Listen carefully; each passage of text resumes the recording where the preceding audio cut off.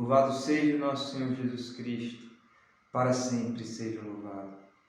Querido irmão, querida irmã, meu nome é Diácono Saulo Dantas, e hoje estou aqui para meditar com você a Palavra de Deus. E hoje nós buscaremos aprofundar uma das passagens mais famosas de toda a Bíblia, de todo o Evangelho, as bem-aventuranças. É uma passagem que tem tudo a ver com esse tempo que nós vivemos hoje, o tempo da Quaresma, porque o tempo da Quaresma nos convida a uma vida feliz, a uma vida nova. E é justamente isso que vai nos indicar essa passagem.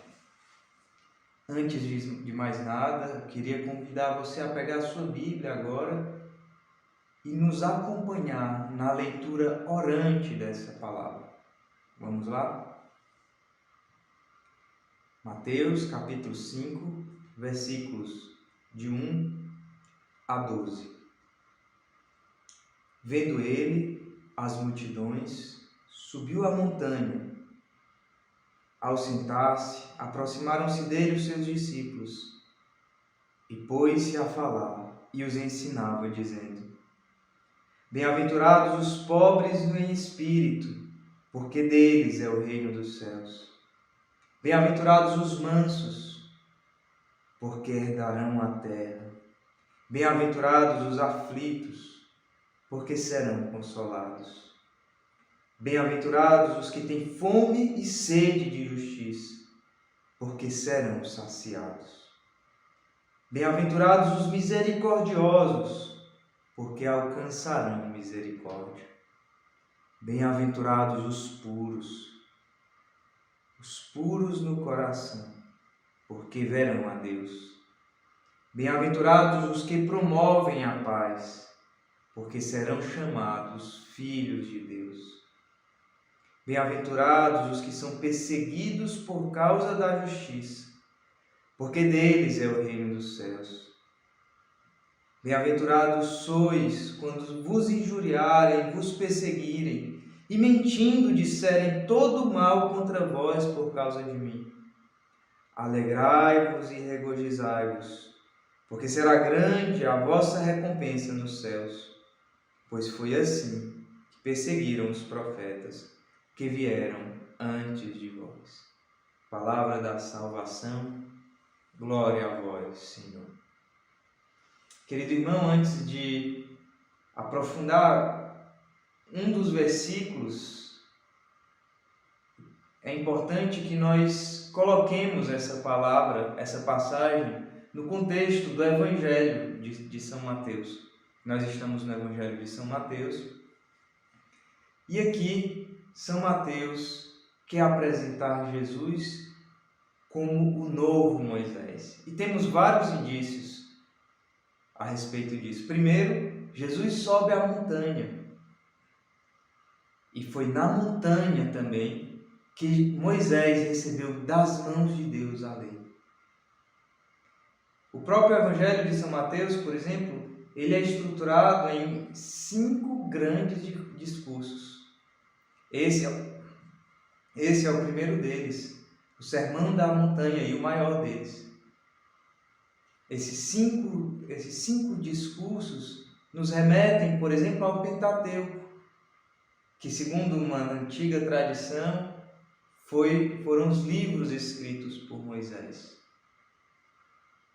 Então, o evangelista quer nos indicar que Jesus é o novo Moisés, aquele por meio do qual vem a revelação, a libertação definitiva para mim e para você.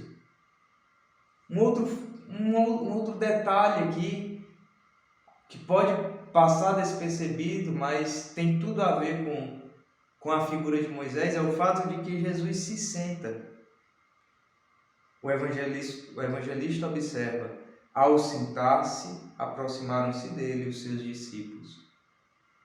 Bem, muitos versículos mais tarde, o próprio São Mateus vai dizer que os escribas e os fariseus sentaram-se na cátedra de Moisés. Ou seja, sentar-se para os povos antigos e até para os povos mais recentes temos o exemplo das cátedras universitárias, das cátedras dos bispos.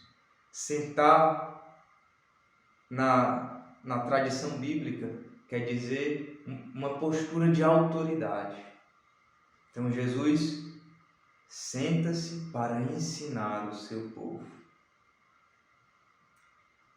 É muito interessante também para a gente contextualizar o que Jesus vai nos dizer, a gente pensar que esse estilo literário que ele vai colocando aqui, a gente vai ver que o texto é muito bem estruturado, as palavras de Jesus são muito bem estruturadas.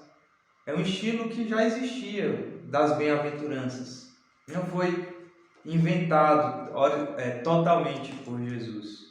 Se a gente pegar o Salmo 1, por exemplo, nós vamos ler: Bem-aventurado o homem que não vai ao conselho dos ímpios, não para no caminho dos pecadores, nem se assenta na roda dos zombadores.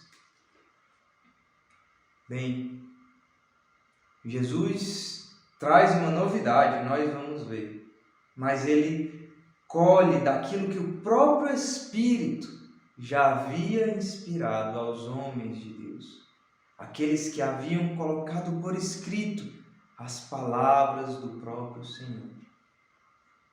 Jesus insere-se nessa tradição, porque era também a linguagem que o povo conhecia.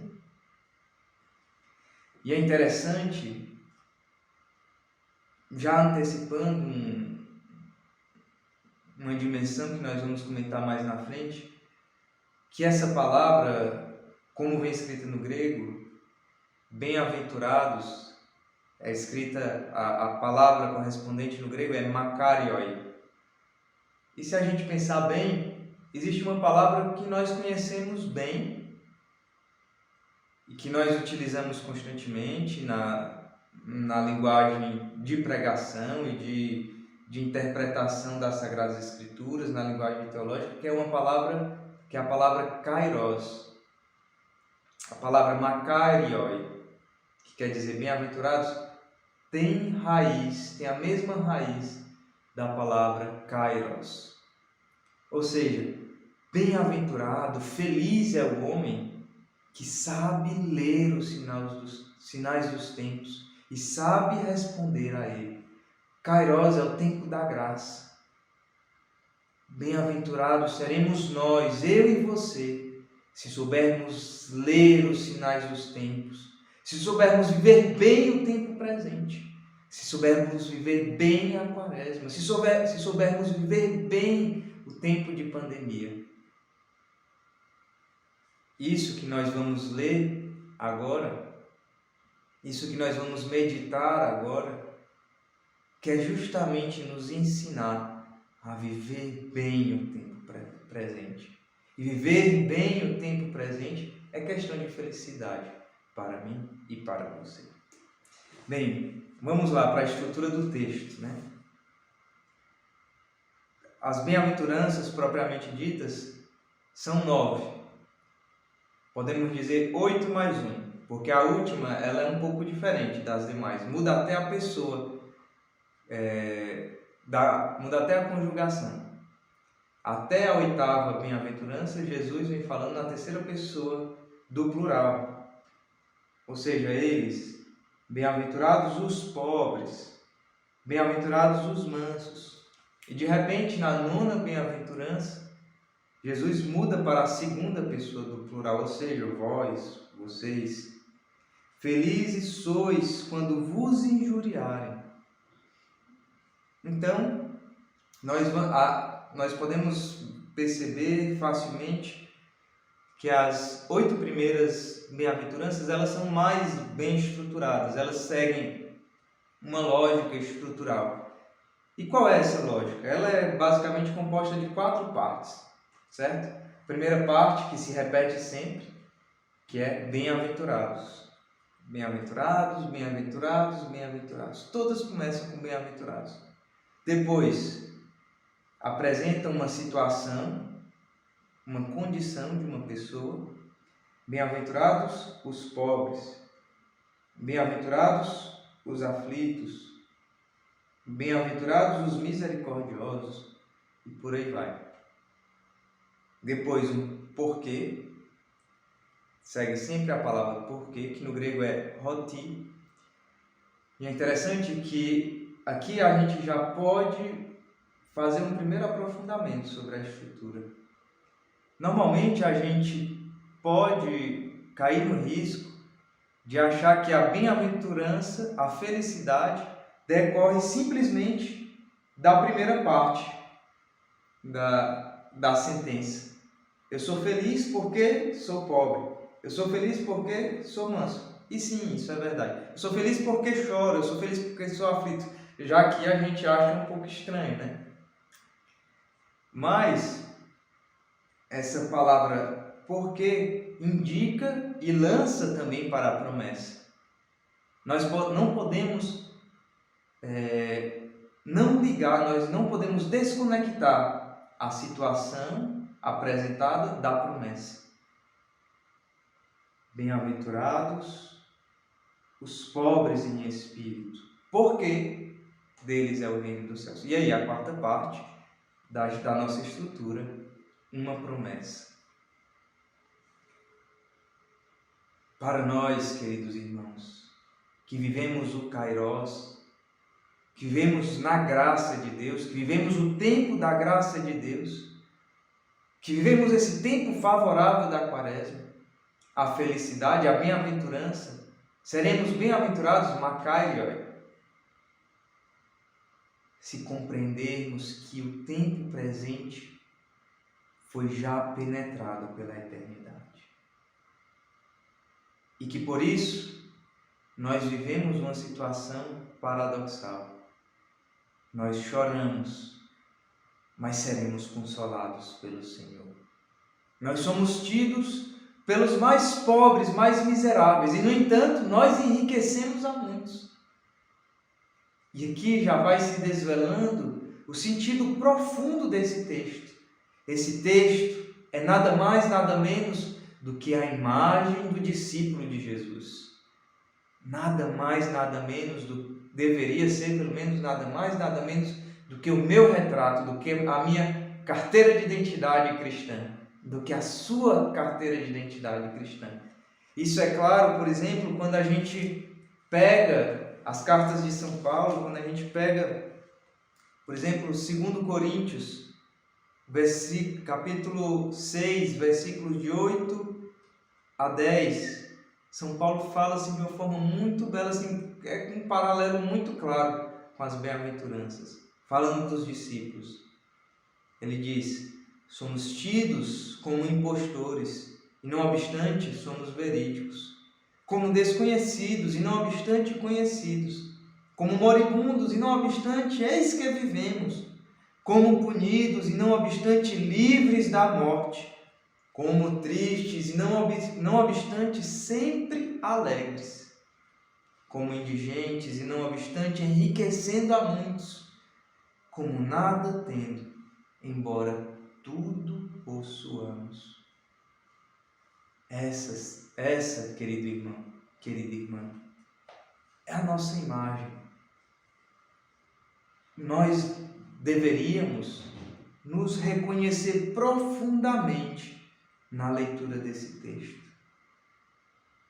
Você deveria ser o feliz pobre, porque teu é o reino dos céus. Porque seu é o reino dos céus.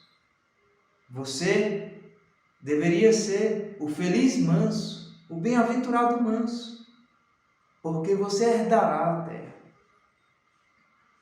Mas este quadro, digamos assim, não é simplesmente o quadro dos discípulos de Jesus. Ele é, na verdade, o quadro do próprio Jesus, do próprio Cristo. Ele é o verdadeiro pobre, que nos enriquece com a sua pobreza. Ele é o verdadeiro manso. Ele diz: eu sou manso e humilde de coração. Ele é o verdadeiro aflito, que grita do alto da cruz: meu Deus, por que me abandonaste? Ele é aquele que tem fome no deserto, que tem fome e sede de justiça. Ele é o misericordioso que do alto da cruz grita: ora, Pai, perdoai, porque eles não sabem o que fazem. Ele é o verdadeiro puro de coração. Ele é o verdadeiro promotor da paz. Ele é a nossa paz. Ele é, na verdade, a nossa paz. Ele não é somente o promotor da paz, mas ele é a própria paz. Ele é o perseguido por conta da justiça. Jesus é o beato, é o homem feliz. E da sua felicidade nós participaremos. E aí nós começamos a entender porque existe aqui uma revolução de conceitos, uma revolução de valores. Jesus, a nossa pedra angular, é para o mundo uma pedra de tropeço. Para o mundo, os pobres em espírito são os coitadinhos. Para o mundo, os misericordiosos são os bestas. Para o mundo, os puros de coração não sabem o que é bom na vida. Para o mundo, os promotores de paz são aqueles que perdem a oportunidade de ser mais ricos. Para o mundo, os que são perseguidos pela justiça, por amor à justiça, por causa do seu amor à justiça, são aqueles que poderiam estar cheios de poder, governando o mundo, e perderam essa oportunidade por serem muito piegas. Mas para Jesus não é assim. Para a nossa pedra angular não é assim. Bem, queridos irmãos, eu queria aprofundar com vocês somente uma das bem-aventuranças, que eu acho que tem muito a ver com esse tempo que nós vivemos. Não somente o tempo de pandemia, mas também o tempo de quaresma. Bem-aventurados os aflitos, porque serão consolados. Em algumas traduções nós encontramos bem-aventurados os que choram, porque serão consolados. Na verdade, o verbo grego aqui no original, se nós formos procurar, tem o sentido de lamentar profundamente sobre um morto, sobre alguém que morreu. E aqui nós podemos perceber a ligação profunda, óbvia com o tempo da pandemia, e um pouco menos óbvia. Eu vou fazer a relação aqui para você com o tempo de quaresma. Bem-aventurados os aflitos, os que choram, por causa também dos seus mortos, porque serão consolados.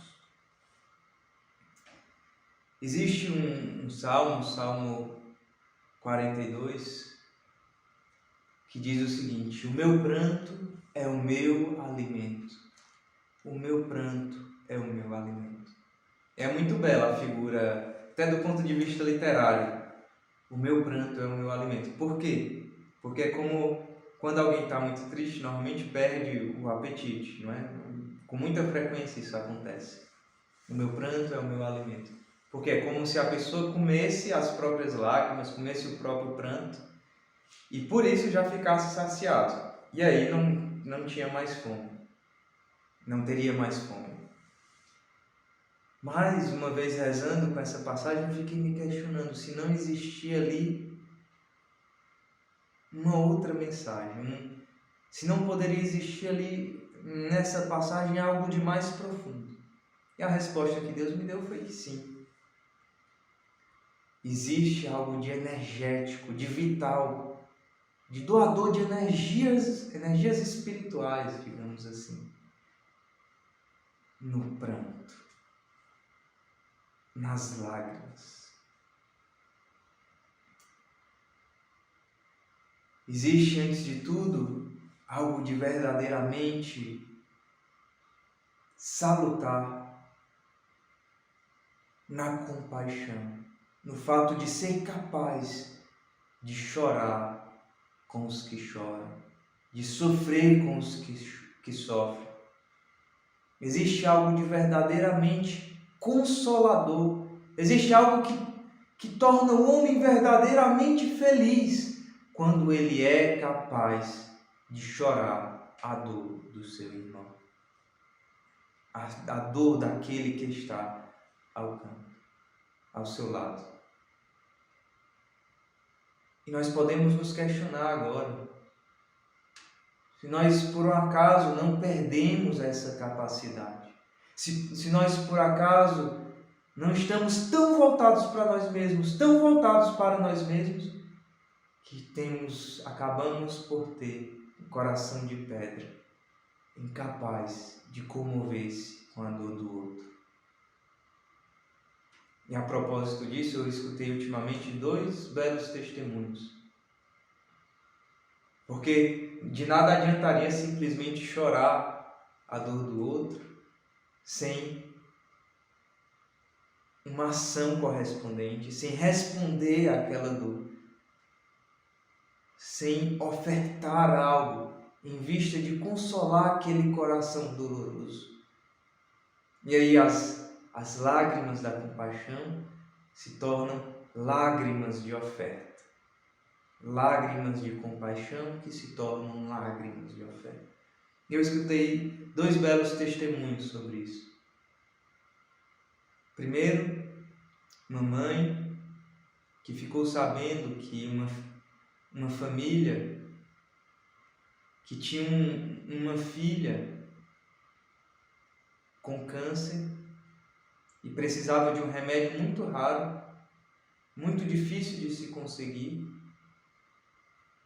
e que sabendo que aquela menina precisava tomar com urgência aquele remédio, pegou parte dos remédios do seu filho e enviou, junto com uma carta do seu filho, que também tinha câncer, junto com uma cartinha daquela criança, para outra criança que recebeu esses medicamentos.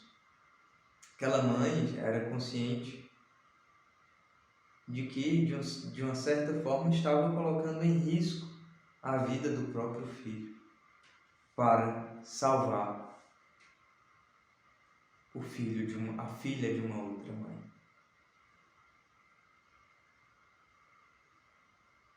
Que belo ensinamento, que bela atitude formativa dessa mãe na vida do seu filho.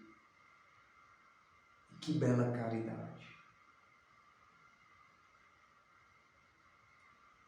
Muito pode nos ensinar. E hoje mesmo, no dia que eu estou gravando esse vídeo, fiquei sabendo da família de uma idosa. Vocês sabem, oxigênio hoje em dia está cada vez mais difícil. Passamos por uma crise de abastecimento de oxigênio. Uma família de uma idosa que precisa respirar, precisa do auxílio desse oxigênio, ficou sabendo de uma outra idosa que não estava conseguindo encontrar o oxigênio necessário para aquela idosa responder. E tendo 2 tubos em casa, uma que ela usava e outro que deixava sempre de reserva, enviou esse tubo da reserva para outra família. A família que doou esse tubo de oxigênio, ela era consciente de que, em certo sentido, colocava também um pouco em risco a vida dessa querida familiar, mas não hesitou em fazer para salvar uma outra vida. São lágrimas de compaixão que se transformam em lágrimas de oferta, queridos irmãos. Mas existem outro tipo de lágrimas, as quais nós somos chamados a pedir durante esse tempo de Quaresma, que são as lágrimas de arrependimento. A lágrima daquela dor por não ter amado o Senhor. A lágrima daquela dor por não ter correspondido ao seu amor. É muito interessante, alguns dias atrás eu estava escutando um canto ucraniano, coisa um pouco estranha, né? Mas eu estava escutando esse canto ucraniano e nesse canto se pede a proteção do anjo de Deus e logo em seguida se acrescenta: protege-me, anjo de Deus, ensina-me a chorar os meus pecados. Chorar os nossos pecados, queridos irmãos, é uma proteção contra as tentações, uma proteção contra as seduções do inimigo, uma proteção contra um coração endurecido pelo pecado que nos volta para nós mesmos. Ensina-nos, Jesus, nessa quaresma, ensina-nos a chorar os nossos pecados. E aos pés da cruz, aos pés de Jesus, nós choraremos e choraremos com dor o nosso pecado. E seremos erguidos por Jesus. Seremos, pela sua misericórdia, exaltados e nos tornaremos como aquela mulher que muito amou. A mulher que muito amou foi aquela que lavou os pés de Jesus com suas lágrimas. Que Deus nos dê, querido irmão, nessa quaresma, a bem-aventurança de chorarmos com os que choram, de sofrermos com os que sofrem, de chorarmos as nossas ofertas, porque isso é saudável. Com muito amor, Senhor, eu te dou até aquilo que me é caro. De chorarmos as nossas ofertas e também de chorarmos os nossos pecados, para que com os santos, com os anjos, nós possamos muito amar o Senhor. Essa é a nossa felicidade. Louvado seja o nosso Senhor Jesus Cristo, para sempre seja louvado.